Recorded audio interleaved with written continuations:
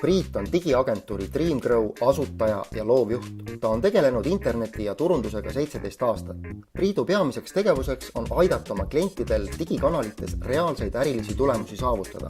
Igapäevase agentuuritöö kõrval on Priit koolitanud ka tuhandeid turundajaid Eestis ning välismaal. Neile, kes koolitustele pole jõudnud, on Priit jaganud teadmisi läbi artiklite erinevates blogides ja ajakirjanduses. Artikleid on eesti ja inglise keeles kogunenud kokku üle 1000 ning nende lugejaskond ületab tänaseks juba 1 miljonit. Vabal ajal tegeleb Priit fotograafia, pikamaa jooksu ja lumelauasõiduga. Ta huvitub psühholoogiast ja tehnoloogia arengust.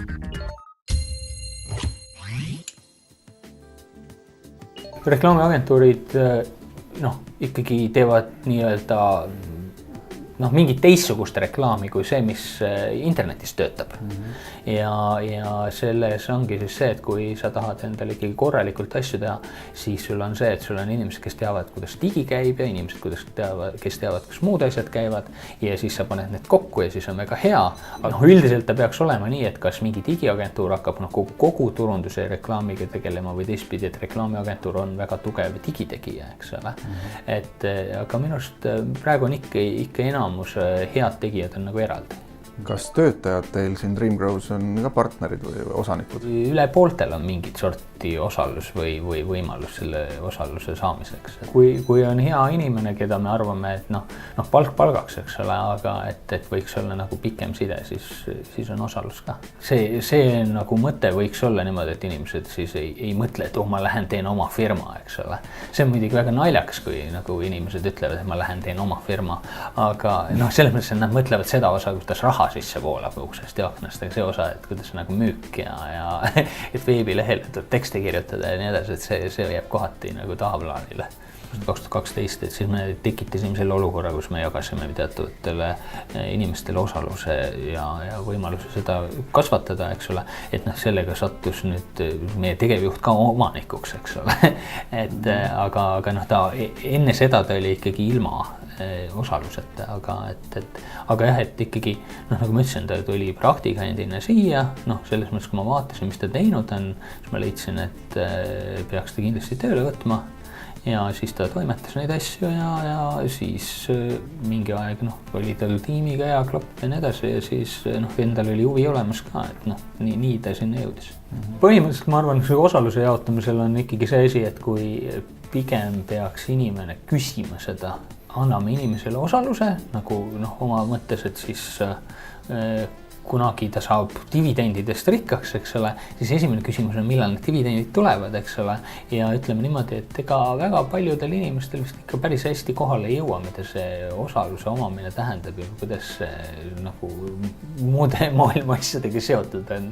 Ja teine asi on ka see, eks ole, et kui keegi omab, ma ei tea, 1% ettevõttest, eks ole, ja nagu ma siin Eesti tingimustes rääkisin, et heal juhul meiesugune ettevõte Eestis, ma mõtlen teenusepakkuja, võib-olla mõned 100 000 teenib kasumit, eks ole, siis saab paar tonni nagu lisaraha, et paar tonni muidugi tore, aga et see ei ole teab, mis pagana boonus, eks ole, et kui ta küsib sul €200 palka juurde, siis ta 2 aastaga teenib selle sama raha. Või ta teenib ka aasta palgada selle sama dividendi välja tegelikult. Osaluse nii-öelda alguses laiali jagamine nagu ei ole vist väga mõistlik mõte.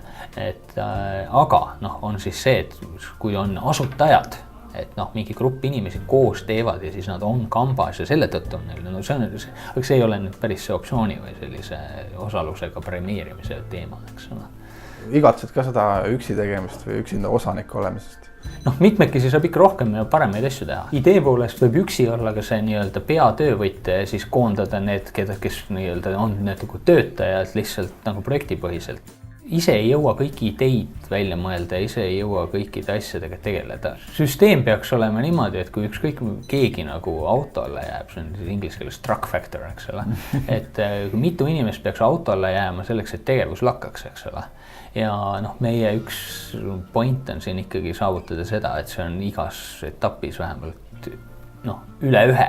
ehk siis, et meil on igas valdkonnas mingi backup olemas, et noh, selles mõttes mees ja koer firmana sa ütled, et pakud kellegile teenust ja siis ta küsib, mis siis saab, kui sa haigeks jääd, eks ole, siis et kehitad õlgu, eks ole. Et me üritame ikka, või noh, normaalses ettevõttes on see, et sul on ikkagi mingid tagavarasüsteemid ka olemas. No, ma pole ise nagu kunagi seda mõtet nagu arvanud, et see, noh, et olen nurgapood ja ei tahagi kunagi suureks Walmartiks saada, et sa võid nurgapoena alustada, aga ma arvan, et noh, suund võiks ikkagi olla kasvule ja suurenemisele. Kuidas te turundate ennast? No me turundame ennast peamiselt läbi blogi, koolituste, selles mõttes koolituste, et mitmesugused seminarid ja asjad, kus me osaleme, seal inimesed vaatavad, et me räägime huvitavat või neile olulist juttu ja siis nad tuleb pärast küsima. Et Eesti tingimustes ei ole meil nagu midagi muud vaja. Meie sihtgrupp, turundusinimene või mingi selline juhitüüpi isik, eks ole, see on mõni tuhat inimest, võib-olla 5 või alla 10 tõenäoliselt. Praktiliselt on nendel nii võimalik niimoodi jõuda, et me aeg-ajalt teeme mingit internetireklaami ka, et ostame Google AdWordsi või Facebooki reklaami või paneme mingisse mailing listi, näiteks Best Marketingi mailing listi midagi ülesse.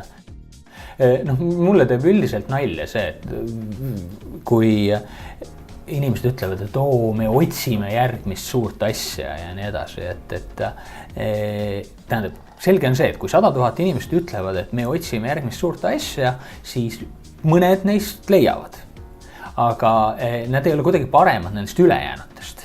Lihtsalt neil nagu näkkas ja tõenäoliselt on mingid sellised inimesed ka, kellel on, ma ei tea, 7. või 9. meel, millega nad suudavad kuidagi nagu ära tajuda selle. Aga ma olen täiesti veendunud, et see on valdavalt on see täringuvise, mitte mingi skill, mis neil on. Praegune sõnum nagu Eestis või Eesti meedias ja üldse nagu ettevõtluskontekstis on ikkagi see, et Eesti on liivakast, tõmmake siit võimalikult kiiresti minema. Ja ei, minu sõnum on sama. Selles suhtes, et see, kui me võtame selle, ma võin siin numbritega eksida, aga kui me vaatame meie valdkonda, ütleme digiagentuurid, reklaamiagentuurid, jätame meediaagentuurid välja. Ma kujutan ette, et nende aasta käive kokku on vast 20 miljonit eurot äkki või. Ja kasum on heal juhul, ma ei tea, 5 võib-olla, kui niigi palju, eks ole. Ja sellest 5 miljonist ma arvan, et mingi 2 miljonit teenib 4-5 ettevõtet teine. Et täiesti mõttetu business. Et selles, et meie valdkonnas, eks ole.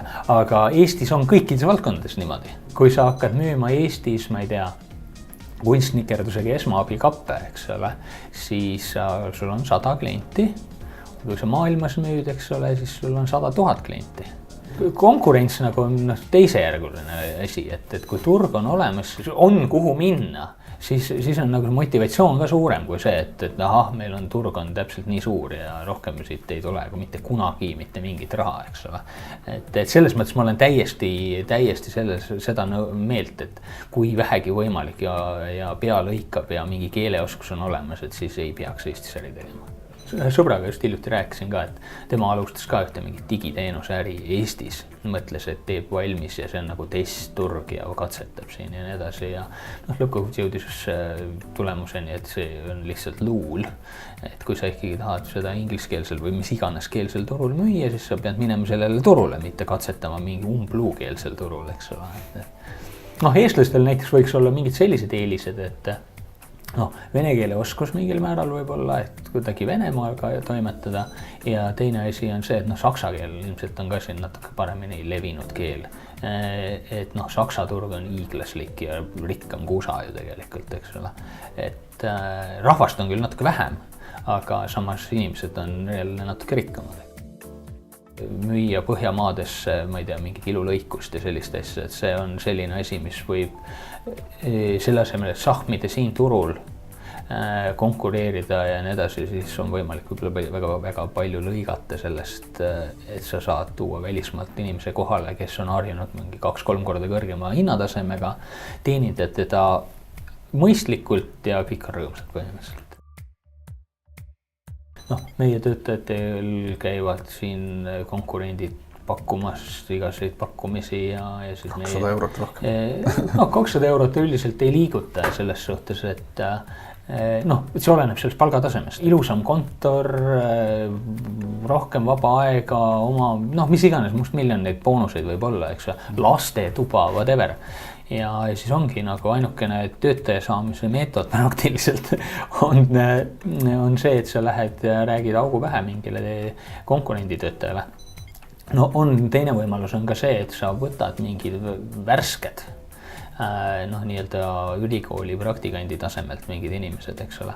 Aga siis on jälle see, et noh, neil pole enamasti seda taset ja sa pead selle taseme ise välja kasvatama. Ja siis, kui sa oled selle taseme välja kasvatanud, siis konkurent tuleb ja võtab üle, eks ole. Kusjuures tal on seda ka lihtne teha, sellepärast, et nii kaua, kui see inimene on ju õppinud, siis ta on saanud üldiselt madalamat palka. Ja siis, kui ta on selle õpingud omandanud, eks ole, siis võiks talle hakata kõrgemat palka pakkuma. Ja siis, kui õigel ajal pakub seda kõrgemat palka konkurent, eks ole, siis noh, ma ei ütle, et nüüd ka siis palk mingi ainuke nagu see mõjur on, aga see on see koht, kus on nagu lihtne või noh, lihtsam seda teha. Mõni aasta tagasi ma mõtlesin, et juhtimisega võiks tegeleda keegi teine. Ja et mina tegelen rohkem nagu selle spetsialisti, noh, turundusasjad, strateegiad ja nendega. Nõu ja mõtet võin anda, aga et ei ole minu asi otsustada. Mul on see võim olemas seda teha, aga et ma ei peaks seda tegema. Kas sa julgustad ettevõtjaid, kes juhivad ise oma ettevõtteid, palkama tegevjuhte? Kahe otsa käsi, et selles mõttes, et nii palju, kui ma olen näinud, kus palgatakse tegevjuht, siis on asjad nagu halvasti läinud. Et selles mõttes, et noh, peast küll ei tule head juhtu meelde, kus keegi suhteliselt väike ettevõte palkas eraldi mingi võõra inimese, kes tuli ja hakkas tegevjuhtima. See, kui sa nagu selle töö pakkumise nimeks on tegevjuht, siis numbrid lähevad kohe nagu astronoomiliseks. Aga pigem ma leian just seda, et noh, oma organisatsiooni sees mingi inimene kasvab piisavalt suuremaks, et siis võtta nagu suuremat vastutust ja jõuda nagu noh, nii-öelda siis selle väikse kuhja tippu, eks ole. Kuidas siin teil firmas eesmärki seatakse, et kas on mingi kindlad eesmärgistamise põhimõtted? Noh, loomulikult me mingi plaani teeme, aga see plaan on nagu väga selline, noh, ega tal mingit otsest seost reaalsusega ei ole. Mingi käibe nagu numbreid me prognoosime ja tahame neid saada. Meil on ju mingi kulud. Et noh, miinimum tulemus peab olema see, eks ole, et tulud ületavad kulusid, eks ole. Et kui meil on, noh, ütleme kontorikulu, palgakulu, mingi pudi-padi sinna otsa, eks ole, siis me peame kokku kirjutama arveid suurema numbri eest, kui see on. Ja siis peaks mõtlema, et selle peale võiks panna mingi puhvri. Ja noh, see ongi nagu kogu eesmärgistamine ses mõttes, et nagu finantsmõttes, et ei oleks punases kunagi on üks hea eesmärk. Ja teine eesmärk on siis see, et noh, alati oleks mingi puhver peal.